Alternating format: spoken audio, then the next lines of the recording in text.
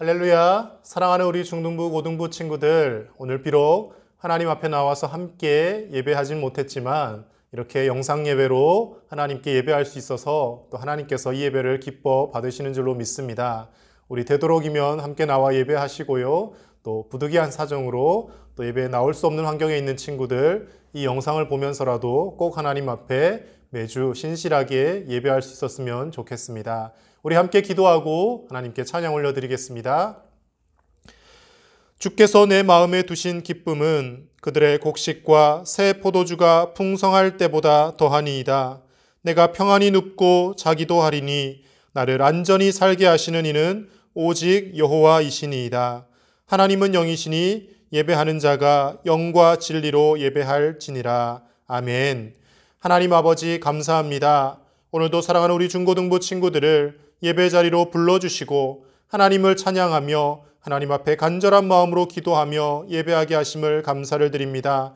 언제 어느 곳에 있든지 간에 하나님만을 예배하는 우리 중고등부 친구들이 되게 하여 주시고 하나님께서 우리 예배를 기뻐 받으실 뿐만 아니라 우리를 통하여 하나님을 영화롭게 하기 위하여 우리를 지으셨다는 것을 늘 기억하며 하나님의 자녀된 삶을 바르게 살아갈 수 있도록 예배 가운데 우리를 변화시켜 주시옵소서. 하나님을 찬양할 때 우리 마음이 진정으로 기뻐하게 하시고 하나님 앞에 기도할 때 간절한 마음의 소원을 아뢰게 하시고 말씀을 들을 때 우리의 귀와 우리의 마음을 열어주셔서 귀한 말씀으로 우리가 변화되어지는 놀라운 은혜의 시간 될 수 있도록 예배 가운데 함께하여 주시옵소서. 우리 예배를 받아주실 줄 믿사오며 예수님의 이름으로 기도드립니다.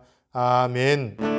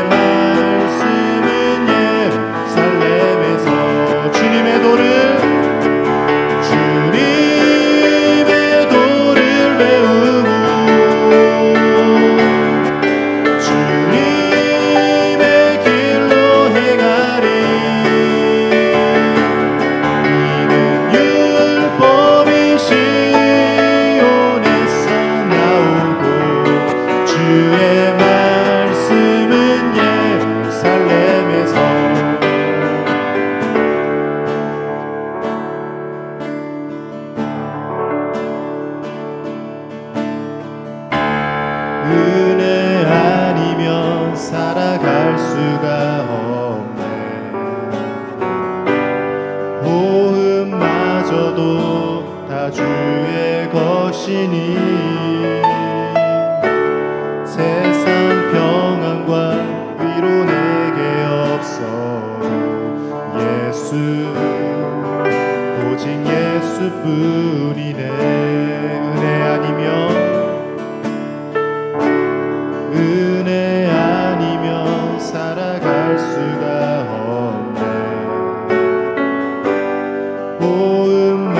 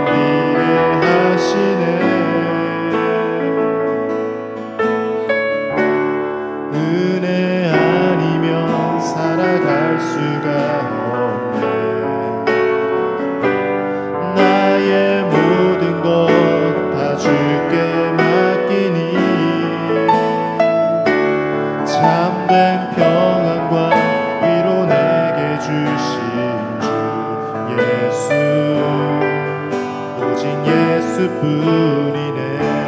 크신 계획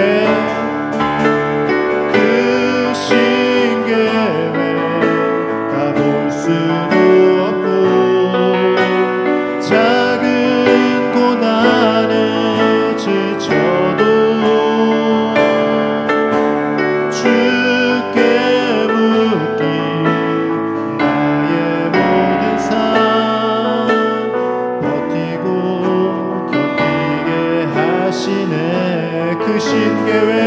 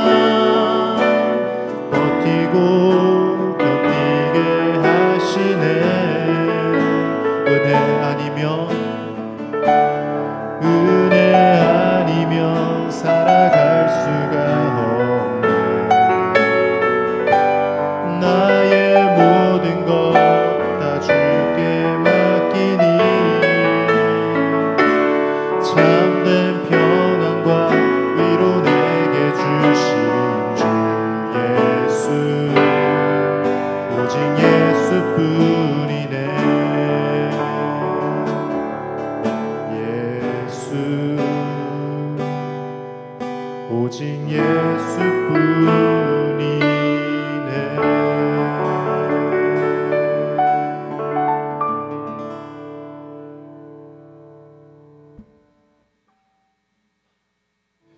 우리 다 함께 사도신경으로 하나님께 신앙 고백을 올려드리겠습니다. 나는 전능하신 아버지 하나님, 천지의 창조주를 믿습니다. 나는 그의 유일하신 아들 우리 주 예수 그리스도를 믿습니다.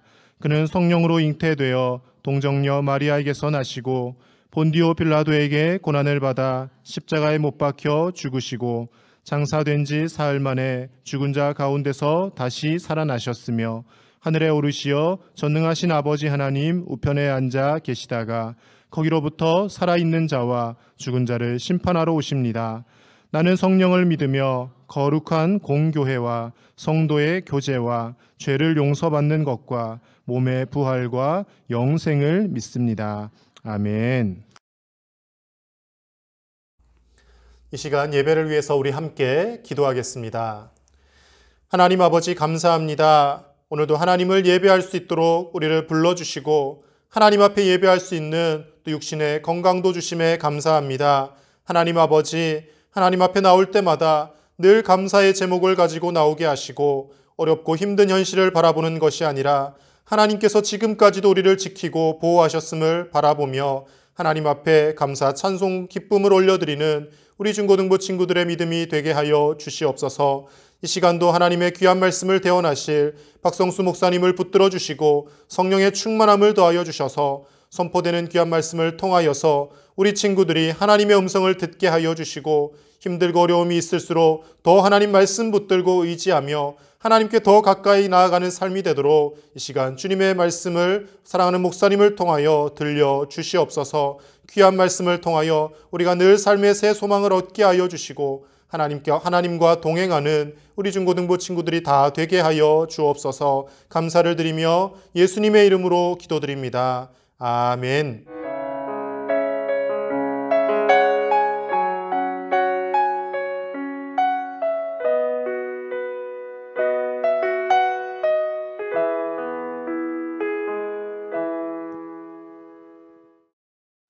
오늘 우리에게 주신 하나님의 말씀은 마태복음 25장 31절에서 46절까지의 말씀입니다. 그 가운데 31절에서 36절까지 말씀 제가 봉독하겠습니다. 인자가 자기 영광으로 모든 천사와 함께 올 때에 자기 영광의 보좌에 앉으리니 모든 민족을 그 앞에 모으고 각각 구분하기를 목자가 양과 염소를 구분하는 것 같이 하여 양은 그 오른편에 염소는 왼편에 두리라. 그때에 임금이 그 오른편에 있는 자들에게 이르시되 내 아버지께 복받을 자들이여 나와 창세로부터 너희를 위하여 예비된 나라를 상속받으라. 내가 줄일 때에 너희가 먹을 것을 주었고 목마를 때에 마시게 하였고 나그네 되었을 때에 영접하였고 헐벗었을 때에 옷을 입혔고 병들었을 때에 돌보았고 옥에 갇혔을 때에 와서 보았느니라. 아멘. 사랑하는 중고등부 친구들, 특별히 이제 영상으로 예배드리는 친구들, 하나님께서 이 예배드림을 통해서 여러분들에게 귀한 말씀과 또 은혜를 주시기를 간절히 소망합니다.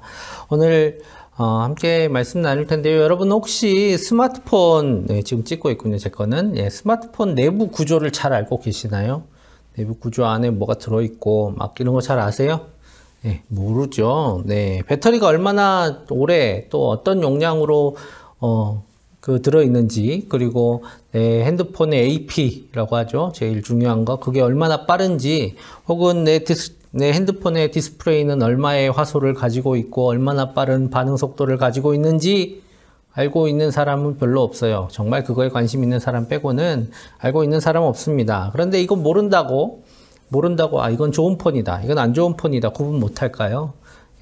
대부분 할 수 있습니다. 어떻게 할까요? 고장 났는지, 잘 돌아가는지, 이거 다 알 수 있어요. 왜냐면, 잘 되면 되는 거죠. 잘 되고, 잘 돌아가면 고장이 안 나고 좋은 폰이구나. 안 되면, 고장 났네. 이거 아니면 너무 늦고 좀 좋지 않은 폰인 것 같다. 라고 우리는 알 수 있습니다. 잘 작동되는지 보면 아는 거예요. 우리도 마찬가지입니다. 우리가, 어떻게 구원을 받느냐라고 물어볼 때에 여러분들한테 늘 이렇게 물어보죠. 여러분 어떻게 구원받아요? 어떻게 구원을 얻습니까? 라고 물으면 예수님을 믿습니다 라고 대답할 거예요. 그러면 여러분 예수님 믿으면 정말 구원받나요? 라고 꼭 유인하는 질문을 하죠. 대답 이해가 나오지 않을 그 상황을 만들기 위해서, 확신이 있는지 물어보기 위해서 이렇게 물어보기도 합니다. 네, 맞습니다. 예수님을 믿는 것이 구원의 길이에요. 그런데 예수님을 믿는다는 게 어떤 의미냐라는 것이죠. 여러분, 예수님을 왜 믿느냐부터 알아야 돼요. 뭐 다 알아야 되는 건 아니지만, 왜 구원받으려면 예수님을 믿어야 돼? 왜 구원받아야 돼? 라는 의문을 여러분 갖고 있을 겁니다. 여러분, 우리가 구원받아야 되는 이유는 우리가 지금 하나님과 떨어져 있었기 때문입니다. 하나님과 떨어져 있었어요. 우리를 지으시고 우리에게 복 주신 그 하나님으로부터 떨어져 있었어요. 그런데 그 하나님과 화해하게 하신 분이 예수님이기 때문에 우리는 예수님을 믿습니다. 여러분, 화해할 사람, 그리고 화해시킨 사람을 의지해야 되겠죠. 세상에 있는 많은 종교들이 있는데 왜 그걸로는 구원받지 못합니까? 그들은 이 얘기를 알지 못하기 때문이에요. 왜 우리가 지금 이런 상황에 있고, 왜 우리는 구원을 얻어야 되는가에 대한 이야기를 그들은 정확하게 하지 않습니다. 우린 지금 죄를 통해서 하나님과 떨어졌고, 그리고 예수님을 통해서 다시 하나님께 나아갈 수 있게 되었습니다. 그래서 우리는 예수님을 믿어야 구원을 얻는다라고 말씀하고 있습니다. 그래서 우리는 예수님을 믿음을 통해서 하나님을 다시 사랑할 수 있는 그런 존재가 되었습니다. 그래서 예수님을 믿는 사람들을 하나님의 자녀라고 하는 거예요. 하나님을 사랑하고 하나님을 따르는 사람들, 그래서 하나님의 자녀는 바로 예수님을 믿는 사람들을 일컫는 말이 되는 것입니다. 그것이 바로 예수님을 믿는다라는 말이에요. 오늘 말씀을 통해서 그러면 예수님을 믿는다는 게 어떤 의미인가 한번 나눠보려고 합니다. 오늘 예수님께서 마지막 날에, 예수님께서 다시 재림하시는 날에 어떤 일이 있을지 말씀해 주고 계세요. 32절과 33절 제가 읽을게요. 모든 민족을 그 앞에 모으고 각각 구분하기를 목자가 양과 염소를 구분하는 것 같이 하여 양은 그 오른편에 염소는 왼편에 두리라. 아멘. 양과 염소를 구분한다라는 것은 양은 착하니까 염소는 나쁘니까 이렇게 구분하는 건가? 양과 염소가 착하고 나쁜 게 어딨어요? 하나님께서 다 선하게 지으셨습니다. 대신에 이제 이런 의미로 쓰인 거예요. 낮 동안에는 우리에서 양과 염소를 다 풀어서 풀밭에서 양과 염소가 풀을 먹게 합니다. 막 뒤섞여서 먹겠죠. 뒤섞여서 먹는데 이제 밤이 되면 양과 염소를 따로 우리에 불러드립니다. 왜냐하면 양은 털이 많이 있어서 밤에도 잘 잔대요, 따뜻하게. 그런데 염소들은 이렇게 따로 자면 얼어서 죽을 수도 있다고 합니다. 털이 별로 없어서. 그래서 함께 모여서 잘 수 있도록 이렇게 따로 나누어 주는데요. 이제 여기서 무엇을 착안하신 거냐면 양은 대부분 하얀색이에요. 하얀색이고 그 당시 이스라엘 지역에 있던 염소들은 대부분 검정색 염소들이었답니다. 그러니까 밤이 돼서 딱 나눠 놓으면 한쪽에는 하얀 양들이 있고 한쪽에는 까만 양들만 이렇게 있게 되는 것이겠죠. 이렇게 색을 구분해서 하나님께서 이렇게 목자들이 양과 염소를 딱 구분해 놓으면 여긴 흰 양들, 여긴 검은 염소들 이렇게 보이는 것처럼 예수님께서 다시 오시는 때에 이렇게 나누어 놓겠다라고 하시는 겁니다. 우리가 삶 속에서 살아갈 때는 이 사람이 의인인지 악인인지 알 수가 없어요. 속마음이 어떤지, 사람이 평소에 어떻게 하고 다니는지 우리가 어떻게 알겠어요. 하지만 예수님께서 다시 오시는 날 그 사람이 의인이고 악인인지 분명하게 나타내 보일 수 있도록 이렇게 나누어 놓으시겠다, 심판하시겠다라고 말씀하고 계십니다. 그래서 이렇게 구분되었을 때에 우리가 의인의 편에 있지 아니하면 우리에게 큰 불행이 닥치게 될 것입니다. 오늘 읽지 않았지만 46절 말씀에 이렇게 말씀하고 있기 때문이에요. 그들은 영벌에 의인들은 영생에 들어가리라 하시니라. 아멘. 우리 모든 사랑하는 친구들은 하나님께서 주신 귀한 말씀대로 살아서 의인의 삶으로 또 의인의 편에 서 있기를 간절히 소망합니다. 그래서 우리 다 하나님 앞에서 다시 만났으면 좋겠어요. 자, 그렇다면 이제 공의롭고 정의로운 하나님께서, 예수님께서 이걸 딱 나누는 기준이 있어야 될 거 아니에요. 이 기준은 어떤 걸까요? 여러분 이제 옛날에 막 신과 함께 뭐 이런 거 보면 착한 일, 나쁜 일 막 이렇게 공과제가지고 저울 같은데 달아가지고 막 하는 것도 보셨죠? 예, 그렇게 재면 되는가? 자, 그게 맞을까요? 한번, 오늘 말씀을 잘 볼게요. 오늘 어떤 기준으로 하시는 걸까? 여기 한번 쭉 찾아보면 우리는 지금까지 들었잖아요. 예수님을 믿어야 돼. 라고 들었는데 여기 보니까 예수님을 믿었다라는 말이 한마디도 없어요. 자, 대신에 어떤 기준이 있는지 이런 말씀이 있습니다. 34절에서 36절까지 말씀이에요. 그때 임금이 그 오른편에 있는 자들에게 이르시되 내 아버지께 복받을 자들이여 나와 창세로부터 너희를 위하여 예비된 나라를 상속받으라. 내가 줄일 때에 너희가 먹을 것을 주었고 목마를 때에 마시게 하였고 나그네 되었을 때에 영접하였고 헐벗었을 때에 옷을 입혔고 병들었을 때에 돌보았고 옥에 갇혔을 때에 와서 보았느니라. 완전 이기적인 예수님이시네요. 그렇죠? 예. 예수님께 얼마나 잘했느냐가 이제 기준이에요. 여러분, 근데 나 같아도 내가 최종권자라면, 최종 결정권자라면 여러분 어떻게 판단하시겠어요? 나한테 잘하는 사람은 이렇게 해야죠. 그렇죠? 예. 나한테 잘하는 사람한테 상 주겠죠. 예수님도 마찬가지세요. 예수님께 잘하는 사람에게 영원한 상을 주시겠다고 했어요. 불공평해요. 왕한테 잘해야 되는 거 아니에요.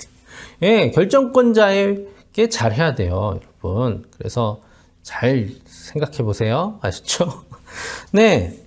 심지어 여러분, 예수님이 이런 상황에 있을 때에, 이런 상황에 있었을 때에 잘하는 사람들한테 상을 주셨다고 했어요. 배고플 때, 목마를 때, 나그네 되어서, 외로울 때에, 헐벗었을 때에, 병들었을 때에, 옥에 갇혔을 때에, 누가 와서 알아주고, 누가 와서 돌봐주면 얼마나 고맙겠어요. 근데 만약 그 사람이 나와서 왕이 됐어요. 그러면 당연하게 그렇게 자기를 돌봐준 사람한테 상을 주지 않겠습니까? 오늘 예수님께서 그렇게 말씀하셨어요. 내가 이랬을 때에 너희들이 나를 돌보아 주었기 때문에 내가 너희들에게 상을 주겠다. 상식적인 이야기잖아요. 예수님의 판결 기준은 너무나 상식적인 거예요. 당연한 거예요. 여러분 같아도 그렇게 할 거 아니에요. 그렇죠? 예, 이상한 말씀이 아닙니다. 당연히 왕에게 그런 일을 행한 사람들에게는 상을 주시겠죠. 그런데 오늘 이 말씀을 들은 의인들이 좀 이렇게 이야기를 해요. 무슨 얘기지? 자, 37절에서 39절 말씀 이렇게 의인들이 다시 되묻습니다. 이에 의인들이 대답하여 이르되 주여 우리가 어느 때에 주께서 줄이신 것을 보고 음식을 대접하였으며 목마르신 것을 보고 마시게 하였나이까? 어느 때에 나그네 되신 것을 보고 영접하였으며 헐벗으신 것을 보고 옷 입혔나이까? 어느 때에 병드신 것이나 옥에 갇히신 것을 보고 가서 배웠나이까 하리니. 그런데 예수님, 언제 예수님이 그런 상황 속에 계셨어요? 라고 물어보는 거예요. 여러분, 예수님이 이렇게 성경 읽어보면 십자가에 못 박히실 때까지 많은 말씀이 나오지만 예수님은 옥에 갇히시지도 않으셨고, 예수님은 물론 많은 고난을 당하셨지만 감옥 속에 이렇게 갇혀 계시지는 않으셨어요. 옥에 갇히시지도 않으셨고, 나그네로 다니시지도 않으셨고, 헐벗지도 않으셨어요. 물론 병들지도 않으셨죠. 배고프실 때는 있었고, 목마르실 때는 있었습니다. 그런데 예수님 계실 때만의 사람들에게 하신 얘기가 아니잖아요. 예, 우린 지금 어느 때 살고 있어요? 여러분 예수님 봤어요? 예, 안 봤잖아요. 우린 그러면 어떻게? 예수님 안 오셨는데? 예수님 옥에 안 갇히셨는데? 이렇게 다시 되묻습니다. 이때 가장 중요한 오늘 말씀의 핵심적인 말씀이 나와요. 40절 말씀 우리 같이 읽어봤으면 좋겠습니다. 임금이 대답하여 이르시되 내가 진실로 너희에게 이르노니 너희가 여기 내 형제 중에 지극히 작은 자 하나에게 한 것이 곧 내게 한 것이니라 하시고. 아멘. 지극히 작은 자 하나에게, 한 사람에게 한 것이 곧 예수님에게 한 것이다 라고 말씀하고 계십니다. 예수님께서는 지극히 작은 사람 한 사람에게 한 것을 곧 자기에게 한 것으로 여기시겠다라고 말씀하고 계십니다. 그렇다면 예수님을 믿는 것과 이 지극히 작은 자 한 사람에게 한 선행, 이 둘은 어떤 관계일까요? 우리는 예수님 믿어야 구원받는다고 하잖아요. 그런데 여기 성경은 그렇게 얘기 안 하시네요. 지극히 작은 자 한 사람에게 선한 일을 행해야 돼요. 그래야 구원받는다라고 말씀하고 계세요. 자, 이 둘은 따로 떨어져 있을까요? 예수님 믿는 거는 믿는 거고 따로 선한 일은 해야 돼. 이런 걸까요? 오늘 우리는 계속해서 예수님을 믿으면 구원받는다라고 얘기하는데 그렇게 강조하면서 선행이 우리를 구원하는 것이 아니다. 착한 일 많이 한다고 구원받는 게 아니야. 예수님 믿어야 돼 라고 말을 합니다. 틀린 말인가요? 아니, 맞는 말이에요. 여러분, 선행 많이 한다고 구원받는 거 아니에요. 그런데 이거 두 개는 따로따로 떨어져 있는 건가? 믿는 게 더 중요하고 선행은 그것보다 못한가? 이런 생각을 할 수도 있습니다. 하지만 믿는 것과 선한 일을 행하는 것이 다른 것은 아니에요. 마치 이런 겁니다. 이 스마트폰 지금 찍고 있어요. 스마트폰은 좋은 것이지만 켜지진 않아요. 이건 100만 원짜리 최신형 핸드폰이지만 좀 느려요. 라고 말을 한다면 여러분도 이상하게 생각되겠지요. 믿음이라는 것이 바로 그런 것입니다. 여러분, 믿음은 머릿속에 일어나는 어떤 정신적인 작용을 의미하는 게 아니에요. 믿음은 우리의 삶의 기준을 바꾸고 우리의 삶의 방향을 바꾸고 우리의 삶의 의미를 바꾸는 것, 그것이 바로 믿음입니다. 그렇기 때문에 믿음과 선행은 나뉘어지는 것이 아닙니다. 이것은 따라오는 것도 아니에요. 이것은 하나입니다. 믿음과 선행은 하나예요. 믿음과 삶은 하나다라는 겁니다. 단지 어느 방향에서 보느냐에 따른 관점의 차이일 뿐이에요. 우리가 예수님을 믿는다는 것, 그것은 이제 예수님이 우리의 삶의 기준이 되고 예수님이 우리의 삶의 방향이 되고 예수님이 우리의 삶의 목적이 되는 것입니다. 그런데 예수님께서 그런 믿음을 가진 사람들에게 엄청난 기준을, 엄청난 방향 전환을, 그리고 엄청난 삶의 목적을 이루라고 말씀하고 계시지 않다라는 겁니다. 예수님께서는 100명이고 1000명에게 하는 엄청난 선행을 우리에게 요구하시는 게 아니라 바로 작은 사람, 어린 아이 한 사람에게 하는 그 선행도 하나님께서 기뻐하시는 선행, 바로 예수님 자신에게 하시는 그런 일이라고 말씀하고 계십니다. 예수님을 믿는 작은 그 순간, 예수님을 믿는 그 순간, 정말 작은 삶의 변화가 시작되는 그 순간에 할 수 있는 가장 작은 선행 하나로부터 믿음은 시작된다라는 것이죠. 그것이 바로 믿음이다라는 겁니다. 믿음은 그런 작은 삶의 변화, 하나님께로의 작은 삶의 변화가 시작되는 것을 보여주는 것이다 라고 말씀하고 계십니다. 그래서 이 둘의 반드시 동시에 일어나지는 않을지도 몰라요. 하지만 시간차가 있을 뿐 그것은 결코 따로 존재하는 것은 아니라는 것입니다. 그래서 사랑하는 여러분, 우리가 예수님을 믿는다면 삶의 변화로 드러납니다. 우리가 예수님을 믿는 걸 어떻게 알아요? 삶의 변화로 알 수 있습니다. 그 변화는 하나님을 사랑하는 거예요. 아까 말씀드렸잖아요. 믿음은 하나님을 사랑할 수 있는 존재가 된 것입니다. 그리고 믿음이 커간다는 것은 하나님을 더 사랑한다라는 거예요. 그래서 예수님을 통해서 하나님과 화해했다면 이제 우리는 하나님을 사랑하는 길로 나아가는 겁니다. 처음에는 하나님이 별로 어색해요. 이제 막 보신 분 같아요. 이분은 누구시지? 알아가는 과정 가운데 있지만 그 과정이 시작되는 순간부터 우리의 삶의 방향이 바뀌어 간다라는 것이죠. 그리고 그 가운데 어떤 일이 일어나냐면 바로 오늘 말씀했던 그런 일들이 일어나는 겁니다. 그래서 예수님을 통해 하나님과 화해했다면 우리를 만드시고 우리에게 복을 주시고 우리가 행복하기를 원하시는 그 하나님을 더 사랑하기를 원하세요. 그런데 하나님은 그 사랑을 어떻게 표현하기를 원하고 계시냐면 바로 이웃을 사랑하는 것으로 표현하기를 원하고 계십니다. 그래서 오늘 예수님께서는 지극히 작은 한 사람에게 한 것이 하나님을 사랑하는 것과 같다. 예수님을 사랑하는 것과 같다라고 말씀하시고 계십니다. 이 작은 한 사람에게 한 것을 자기에게 한 것으로 느끼시고 그것으로 인정하시고 내게 한 것과 같다라고 말씀하고 계십니다. 그래서 예수님을 믿는 사람들이 하는 선행은 그냥 좋은 일이 아니에요. 그냥 좋은 일이 아니라 바로 하나님을 사랑하는 일입니다. 하나님을 사랑하는 일이 바로 선행으로 드러나는 거예요. 그래서 그 어떤 것도 예수님을 믿는 사람들이 하는 그 어떤 것도 다 하나님을 사랑하는 일입니다. 그래서 그 일은 대가를 바라지 않는 일이 되는 거예요. 여러분, 누군가를 사랑하면서 하는 일을 하면서 대가를 바란다. 그거는 사랑해서 하는 일이 아니잖아요. 우리가 선행을 하는 거, 그래서 예수 믿는 믿음으로 행하는 그 선행은 하나님을 사랑하는 삶입니다. 그래서 하나님을 사랑하는 그 삶 가운데는 보상을 원하지도 않고 관심도 원하지 않아요. 아무도 몰라도 괜찮아요. 이것은 하나님을 사랑하는 일이기 때문이죠. 그래서 오늘 우리의 삶에 하나님을 사랑하는 모습들이 하나님은 드러나기를 원하시는데 무엇으로 드러나기를 원하시냐면 이웃을 사랑하는 선하고 착한 일들로 드러나기를 원하십니다. 작아도 괜찮아요. 그럼 맨날 떨어뜨리는 친구의 지우개를 맨날 안 주워주다가 어느 날 예수님을 믿는 사람이다 나는 그런 생각으로 지우개를 주워주면 그것도 선행이 되는 거예요. 친구에게 주는 작은 도움도 선행이 되는 겁니다.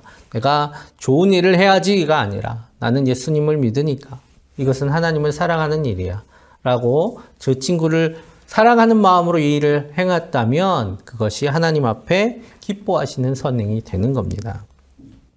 그리고 TV 보다가 울컥해서 ARS로 2,000원 보내주자 그래가지고 2,000원 보내주는 그런 작은 성금도 하나님께서 기뻐하시는 선행이 되는 겁니다. 어떤 것이든 하나님을 사랑하는 마음이 우리의 삶의 선행들로 드러날 때에 그들을 향한 긍휼의 마음으로 드러날 때에 하나님께서는 그것을 하나님 자신에게 하시는 것으로 예수님께서는 그 예수님께 하시는 그 마음으로 받아들이신다라는 겁니다. 그리고 무엇보다 그것들을 모아서 하나님의 나라를 세우는데 이 일들을 사용하십니다.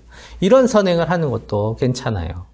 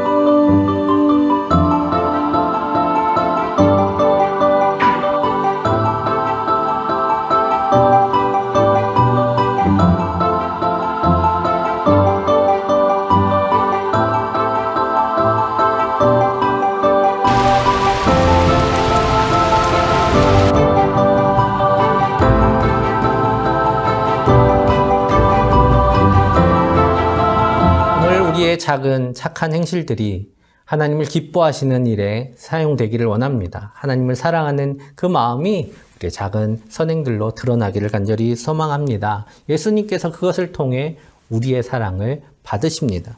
그 사랑을 마음속으로만 하지 말고 우리의 삶으로 표현하는 저와 여러분들 되시기를 간절히 축복합니다. 함께 기도하겠습니다.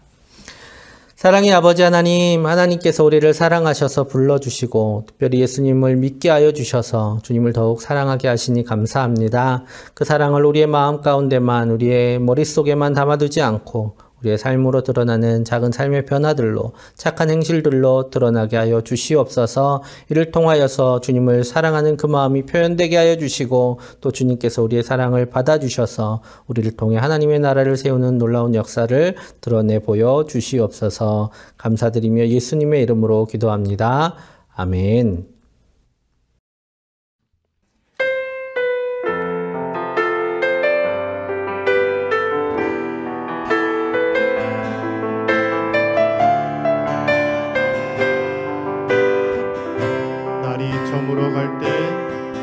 날이 저물어 갈 때 빈들에서 걸을 때 그때가 하나님의 때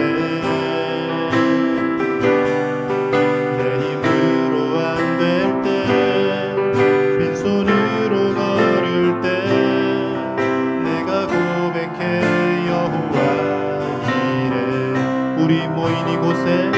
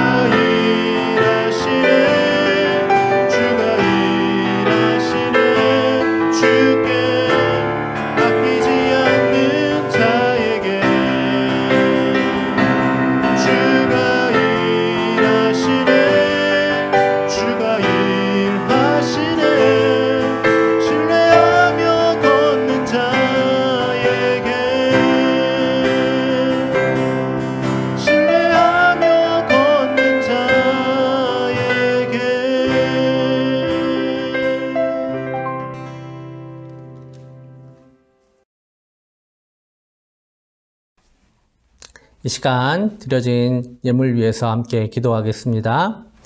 사랑의 아버지 하나님, 하나님께서 우리를 사랑하셔서 주님을 알게 하여 주시고 또 우리의 삶을 변화시켜 주셔서 하나님을 향한 삶을 살아가게 하여 주시니 감사합니다. 그 사랑에 감격하며 하나님 앞에 마음과 정성을 올려드리는 사랑하는 주의 자녀들을 주님 기억하여 주시고 그들의 삶 가운데 하늘과 땅의 풍성한 복으로 채워 주옵소서. 주님, 학업 가운데 있습니다.